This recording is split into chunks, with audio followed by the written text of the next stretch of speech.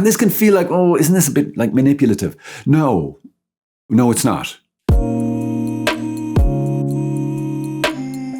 I don't know if you've ever heard of the book, The 5 Love Languages. I don't know what it's called. Something like The 5 Love Languages. Super, super popular book, especially if you're doing marriage prep. But also if you're in a tough old spot with your marriage or your relationships or with people in general. Are there any people in your life?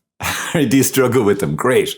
You could do with this wee book, or at least the ideas in it. Everybody has one or a couple of these love languages, meaning ways that I feel loved. So, for example, my languages, I mostly just speak English, but I have a little bit of Irish, a little bit of Spanish, a little bit of German, a little bit of Latin. If you want to really communicate with me, I'm gonna need English. So if someone is talking to me in French, I'll know like 1 or 2 words, but for the most part, you could be saying the most beautiful things to me and I won't have a clue because it's not my language. Just as with the connections of the mind and, just like basic communication, if we don't speak the same language, then it's just, if you're moving your mouth, you're making noises, but it doesn't connect with me at all. It's the same in the realm of love. You might be speaking your language of love, like this is the way I feel loved.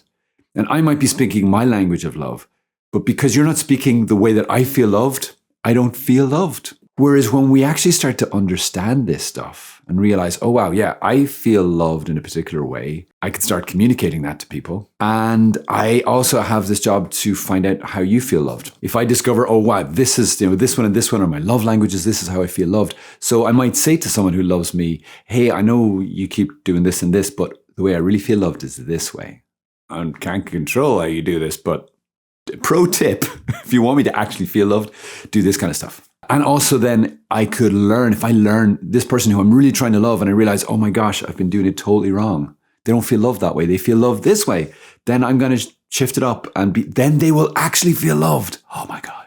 And when we feel loved, everything changes. Everything becomes easy. We heal. Love is the thing that heals us. And it is the primary thing that we're built for. And so many of us are going around in objectively loving relationships that subjectively are not loving. I don't actually receive any love. So what are these? There's only 5 of them, right? You could find something online, little tests, and they will tell you what your primary, and usually there's like 2 main ones that you have, primary, secondary. But we could be loved in any of these ways, and some of it will get in. The question is, which are our primary ones? Okay, so they are touch, words of affirmation, quality time, gift giving, and acts of service. So touch, someone feels loved when you don't just say nice words at them, you don't give them gifts, but they feel loved by your physical nearness and your physical touch. So for example, handshakes for some people can be really big. Giving someone a hug, if they're a huggy type person, to know that, even if you're not a hugger, it's like, but this is how they feel loved. So hugging might be the thing. Words of affirmation. So what does this look like? Well, just telling the truth. You don't have to make stuff up. Okay. But for some people, when you encourage them, when they do something for you, or they've, whatever, they're just doing their work, they're doing their job, and just saying, wow, I see that was, you put a lot of work into that. And that's really impressive.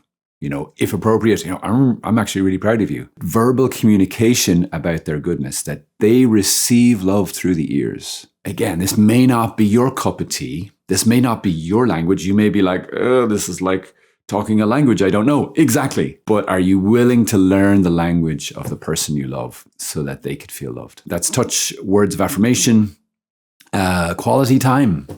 Some people, it's not about what you do for them. It's not about what you say. It's not about touch, anything like that. It's just being with them. You don't have to do big adventures, just being with them. Or if they are doing something, just to go with them.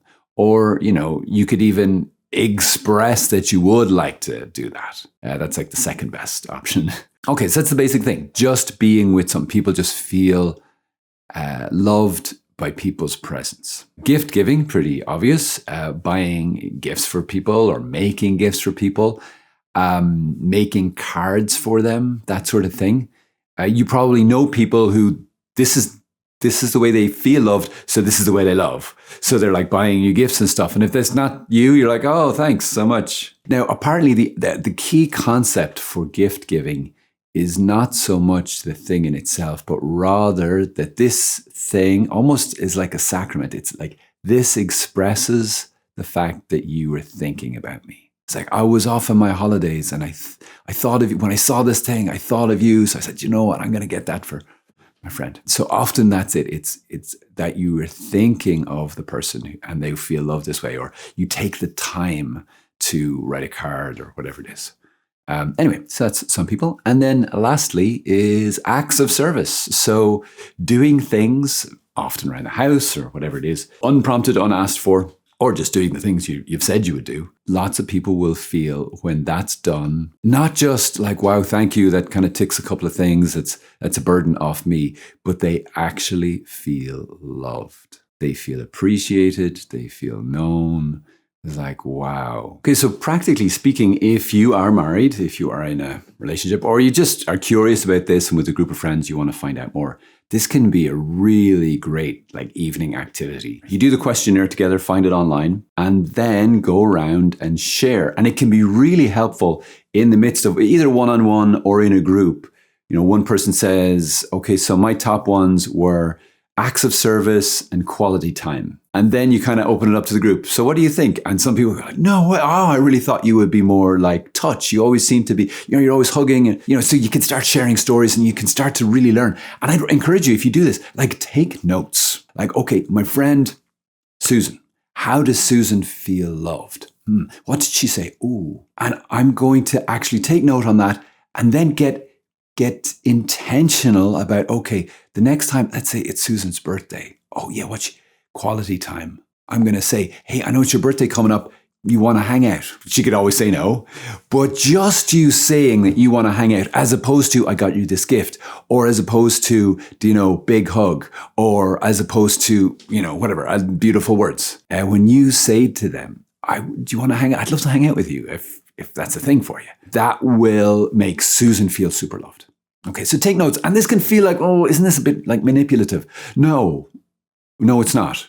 Unless I'm trying to get something out of you. I'm going to, I figure out Susan feels loved when I spell quality time. I'm going to spell quality time with her because I want her to give me money or something.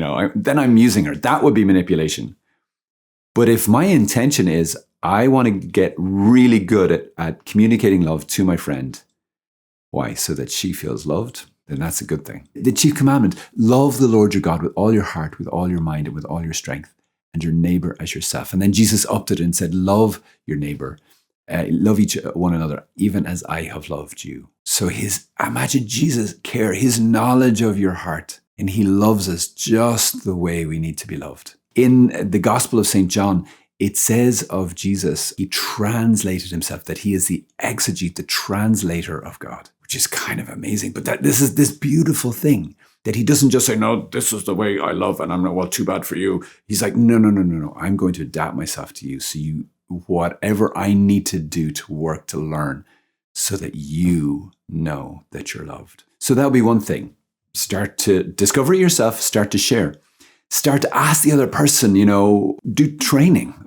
So you feel loved when you say words. Give me some examples. Give me some words. Write them down. Why? Because if this isn't my native language, if I've never done this, it's going to be really hard for me. It's going to feel awkward and clunky. So I need to talk to a person who they speak this language. So talk to them and say, okay. And then, yesterday I was trying to encourage you.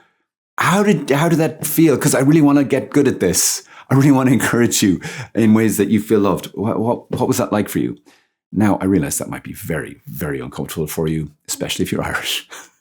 So you don't have to do any of this. But if you want the people you love to feel loved by you, I highly recommend it. The other thing is to communicate to people in your life how you feel loved. Also, that might be a bit awkward. It's helpful when everyone is in on the story. But especially with your spouse, if you're married, if you're engaged, if you're dating, like to be able to say that to people.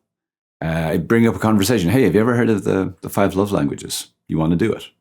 That can be a great way to introduce the conversation, because if they're loving you one way and you like ships passing in the night, you're totally missing each other, then this is something, it's actually a skill, guys. It's a skill. It's something you could work at. And then if you invite the Lord into it, oh yeah, if you ask him, Lord, how do you see them? How do you love them? Help me to love them the way you love them. Inspire me. Give me creativity around this. Give me inspiration so I can really know their heart and then communicate my love and my heart to them better. There you go, lads. I hope that's helpful. God bless you.